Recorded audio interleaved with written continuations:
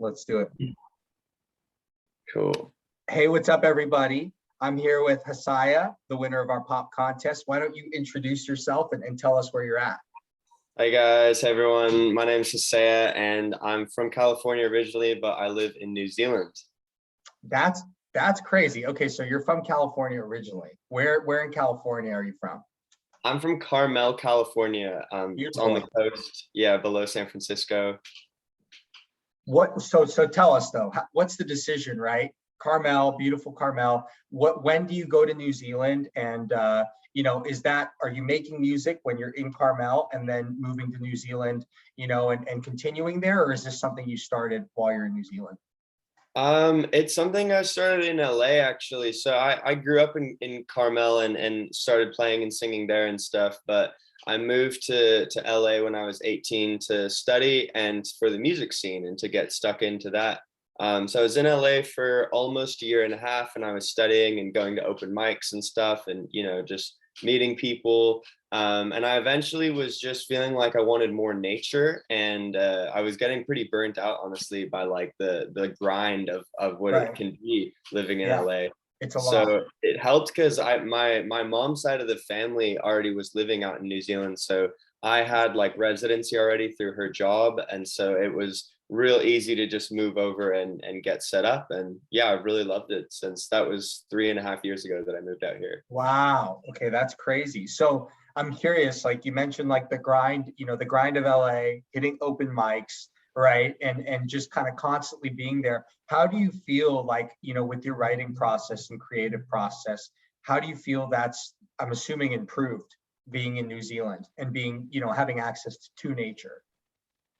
I think it's just like helped me reconnect with the beginning. And it's easy for me at least, when I moved to a place like LA, it was easy for like my writing process to get kind of saturated with like the pressure, usually just self-inflicted pressure, Right. of like it needs to be this or it needs to be that. And I think it just really helped me like reconnect with my roots and like find the organic passion again of like why I love this so much and just write from that space. Got it. And then I guess growing up too, because obviously it sounds like, no matter where you are, music is a constant, right? You're in LA, you move to New Zealand, you're still making music, and the creative process, maybe changes or enhances when you have access to nature. But like, what's your start in music? Are you doing lessons as a kid? Are you playing the piano? What is your start from, Carmel to LA and then to New Zealand, and kind of how does that evolve professionally? You mentioned moving to LA to pursue music and be in the scene. I'm really curious about what that journey looks like. Yeah, I'll break it down for you. So my dad played music. He comes from like a musical family, and he got me a guitar when I was like 7 or 8, and I started getting some lessons then, and I was like really into it.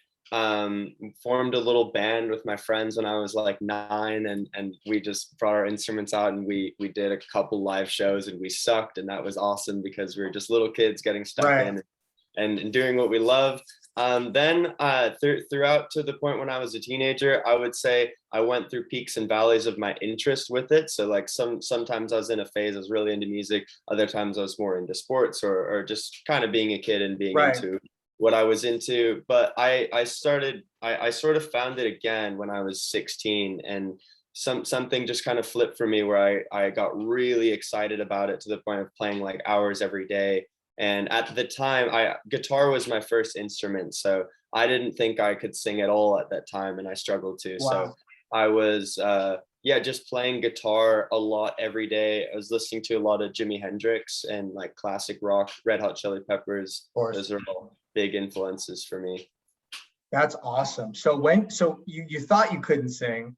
That obviously is not true. Now anyways. So what's kind of the, like, tell me, like, maybe discovering that you could sing, right? And what that process looked like, and also what songs where you're like, oh no, I can sing. Like I can actually start incorporating this into my process.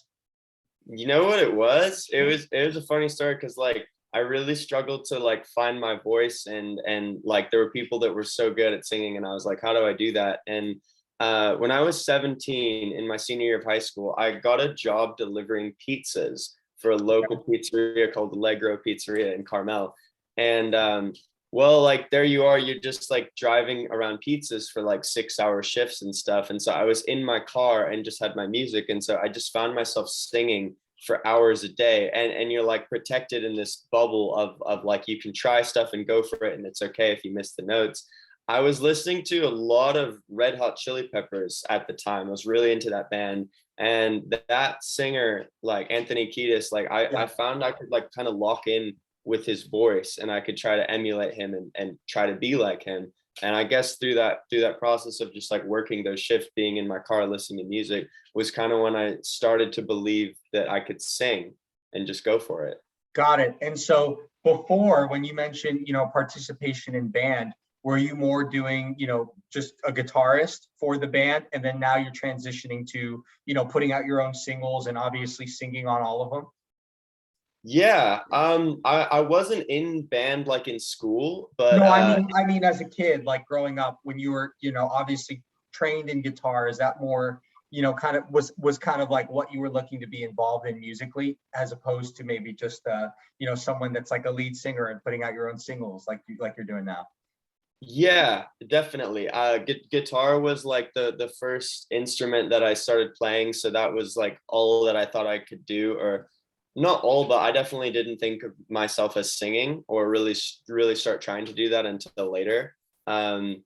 But yeah, something kind of flipped for me when I liked poetry and I liked lyrics and stuff, and I liked hip hop, and I was like, why don't I, the more that I was like in my car just singing and giving it a go, I realized that like it's something that you can improve at. Like I really wasn't very good at it in the beginning, but that's why there's like vocal coaches and lessons, because you can train your voice to become better. And so it's kind of what I've been doing since, is just working on it. And I'm still like always wanting to be better than I'm at. I think I'm finding comfort in the discomfort of like always seeing like where you could be better and trying to be there, but also just enjoying where I'm at in the journey. Right, absolutely. So is that something you're doing now, working with vocal coaches and stuff?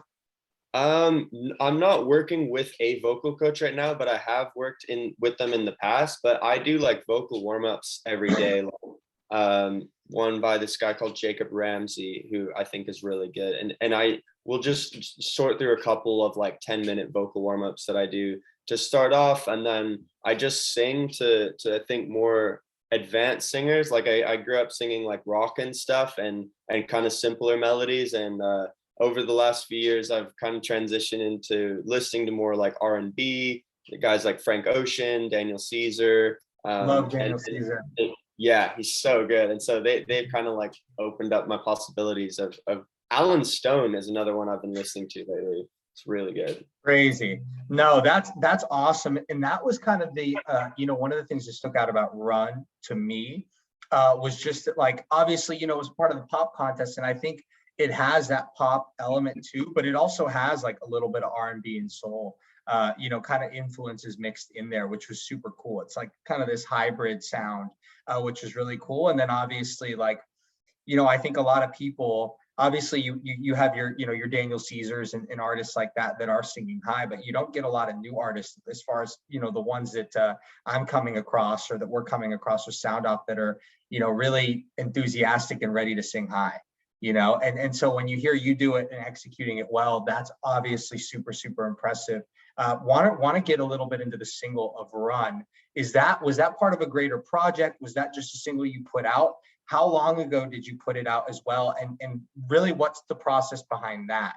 Right, because there's so many. It's a pretty deep song that's profound, and I really want to get into what are the influences there. It sounds a little kind of heartachy a little bit. So I'm curious what you were going through, if anything, or like what your writing process is while you're putting together a song like that. Interesting question. So that song, I put it on SoundCloud over 4 years ago, and Wow. like back then, like I was just in college, and like I recorded that with my bandmate at the time, Grant, and he like does the production on it and stuff. So we were kind of just like doing the best that we could with the equipment that we had and stuff, and I used to just kind of like put songs out and not really think it like on SoundCloud and just kind of put it out. I wouldn't really promote it. I've never been too big on social media really until very recently, like the past few months actually. Um, Totally. Forget what your question was kind of about the process. I guess it's kind of like that song to me is kind of like the hidden worlds of thought that exist like between a boy and a girl, like the it's like you only really see what's on the surface in your interactions and stuff, but it's like about the hidden worlds of thought, especially in the early stages of like getting to know someone and Right. kind of like in the eventual pursuit of love, hopefully. Right. Like kind of like playing hard to get, and just all the different elements that kind of go into that. That's super interesting. So is that something at the time in college, that you were experiencing as you were meeting people that kind of influenced that, or just sort of like maybe a lot of your projects and future projects are this, where you're like taking a high level perspective and observing different movements and things that are happening in society and then commenting on them? Sometimes it's a bit of both. Yeah, like Run was like a personal experience, but I have written Yeah. songs where I've just like tried on like a perspective from somebody else, or I kind of just like notice this narrative in society, or like see this thing happening and still write about it in the first person. I think I've started doing that when I saw that it like other bands gave me permission to do that. Like Glass Animals is a Yeah. pop band that they often write from a different perspective. Like their whole second album, like How to Be a Human Being, like I saw an interview with Dave Bailey where he talked about like just taking a road trip across the United States and like meeting all these different people with these crazy stories, and he would still write about it as if it was himself from the first perspective. And so that kind of like broke the box for me of like, oh, I had to have this thing happen to me to write about it, and Right. invited me to like try something on. So it's a bit of both for me. That's super cool. No, that's super awesome. And yeah, I mean, I definitely think it's super relatable. And even holds true, if not even more relevant now into, today's society too, where you have, kind of all the different factors at play when you're meeting people, et cetera. So it's an oldie but a goodie, I guess, is what I'm trying to say. And I'm curious too, like, you mentioned being more active on social media. One of the things that I was really curious about, and that I think, our entire fan base is excited about, is like, what's it like? I mean, you're in New Zealand, right? You moved from California. What's it like, the local scene there, as far as music, live performances? Are you doing any? And then also, like you mentioned, getting more into promotion. Is that something that you're doing locally there too? And maybe how it differs from when you were in the LA scene? How is the LA scene a little bit different from the scene that you're currently in? I think like you stick out more here because like it's just like a smaller pond of stuff happening. Like there is a music scene in New Zealand as a country, and like there's a couple of big cities like Wellington and Auckland. I'm not in a big city. That I'm in Golden Bay, New Zealand, which is like super rural. It's a town of like 4,000 people. It's really just like a community. So here it's like a hippie community. Like no one's really on social media. So the music scene here is just live, a lot of like live performances and like acoustic, like singer songwriters and stuff, or just jam nights. This year I haven't really been going out performing because COVID kind of switched my approach, and like I was never someone to use social media. I would just go and get stuck in person, like go to the open mics myself, hit Yeah. up restaurants and try and get gigs and stuff. And then Yeah. kind of over the last lockdown, it's almost like New Zealand got COVID late Right. because we forgot it at all. It's like the second lockdown, which happened in August to like December of last year, was really the one that I was like, okay, like it's not really an option right now to be going out and gigging and stuff. Right. And I see the opportunities can happen through the internet these days. And so like my girlfriend at the time kind of convinced me to start posting, and it also helped me face my fear of like being seen and like just putting the music out there. I Okay. think it for me it's actually easier to do it live, because it's like when you're in the same room as people, they're like feeling the energy and stuff there. But when it's in a video, at least for me, I just like kind of isolate the mistakes and like focus on blah blah blah. And so for me, it was a good step of just like facing that fear to start putting out videos of myself and just seeing what opportunities could come through the internet. Huh. No, that's fascinating. And I think also speaks to when you're, as good as vocals and can, play an instrument as well, right? And kind of do the two simultaneously and put out sounds, your comfort level with a live audience. And that being something where just looking at today's landscape, and I know it's always changing, right? But where, live performance is the bulk of, artist revenue.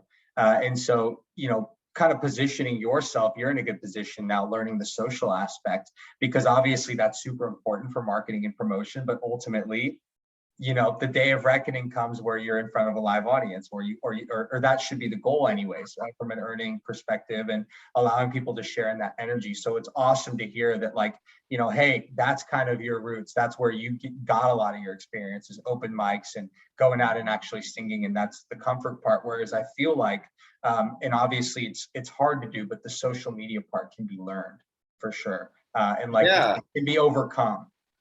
I totally agree with you, man. I think like I'm glad it's a bit different that like I've done it this way, but I think it's good because it's probably easier, like you say, to learn the social media part. It's something that I've been like throwing myself into and just kind of like learning like what works and what doesn't through trial and error. But also like luckily for me, I'm fortunate to have friends that are farther along than me in their music journeys who like do use social media, and they've given me some like advice on how to use it and how to not. But yeah, I feel like that part's way easier to learn, and the like you can actually kind of research it, whereas like the performing part you have to go up and do it and like face your over and over again. Right, exactly. And the fact that, hey, I know I have a good energy in person, so I know that if I do convince someone from social to come over here and watch me live, or to watch, some sort of e-performance, they're going to have a good experience. It's the hard part is the convincing potentially, but once they do and they're there, it's a positive experience, as opposed to, the reverse. So I feel like that's definitely a good place to come from. I guess one of the last questions, don't want to take up too much of your time. One of the questions I have is like, tell us about future projects that we can tap in with, that we can follow, that we can repost, that we can share, that we can listen to, and what's in the works, what's in your pipeline right now, and maybe what's launching soon. Sure. Well, that song "Run" is going to be on Spotify very soon. So where I'm up with that, where I'm at with that is like the song's done, and we just did the shoot for the cover art last weekend. And then I sent that, I narrowed it down to one photo, which was hard. I sent that to my friend Rosie, who's a digital artist. So she's going to work some of her magic on that. And then once I get that back, it'll be pretty soon that it'll be on Spotify, just like a little bit of hype and like, please care about this song. And then I'll put it out. I want to get that one out kind of quick because I already have another single that I'm prepared to drop called Superior. And that's done. Superior's done. This song, well, I've recorded it and then I've sent it to my friend Alex, who's in San Francisco, who's like mixing and producing it and mastering it for me because he's way better at stuff. So that song isn't done, but like my part of the recording it is. So yeah, I'm excited to get that out. And honestly, about a project, I'm still feel like I'm finding my sound. And so I'm almost like when I think about a project, I'm like, what would this be like? In terms of the continuity of it. To me, it feels like every song that I write sounds like super different from each other. And I'm okay being at that part in the journey. So probably what you can expect from me is just to drop more singles, like at least 3 singles I have, like I already know that I'm going to drop in 2022. And probably more, and just to keep doing it like single, and kind of like build something up, and before I go into like dropping a project. Yeah, no, and that's super cool. And I feel like, your sound is the type that, like you said, and even just given the influences you listed, that kind of can transition between a lot of different genres. Like you could kind of turn up the pop meter and go a little bit more poppy, or you could kind of turn up the soul and get a little bit more R&B-esque. You can decide to go back to your roots and maybe do some classic rock stuff. So, you know, it's going to be really, really exciting to follow. I actually have one more question, and then I promise I'll let you go. So my one question is, you mentioned a couple people there. You're Rosie, your graphic designer, Yeah. who does your digital art, and then you mentioned a friend in San Francisco. So as an artist that's up and coming, right? That's you kind of we talk about the DIY artist, right? And that's our main audience with Sound Off too. Like that's who we care about, right? Yeah. How has that teamwork been important for you? What's that searching process been like, as far as identifying people that are kind of on that same creative wavelength? And has it been challenging, or have you been fortunate to have those connections pretty in-house and mesh with those people creatively?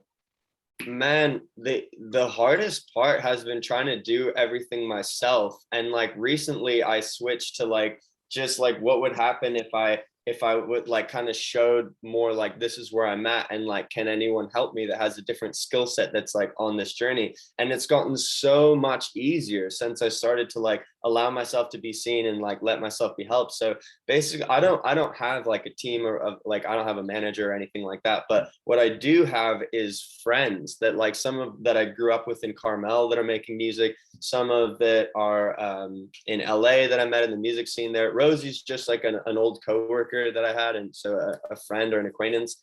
So it's kind of like just people that I'm like, hey, like they do that, like so she does digital art, like maybe she'd be interested. And so I sent her the song, what do you think of this? And she's like, yeah, sweet. Alex, he's a kid I went to high school with, we're like acquaintances, but I know that he's doing music now, and we just got in touch and we're working together. So honestly, it's gotten so much easier as like I feel like other people have been able to help me in my areas of weakness that we can like collaborate with on That's stuff. awesome. That's awesome. And again, I think, a theme of this overall, right? Like overall, kind of the theme that I'm getting from you is like there's sort of these inflection points where you're like deciding to be more open, whether that's like the singing where you're like, oh, I didn't think I was very good. I decided to be more open, start singing, right? And all of these different points where you kind of open yourself up, and then things just kind of keep getting better and better and better, which is so cool. And I just think a good lesson for everybody as well, like letting people know,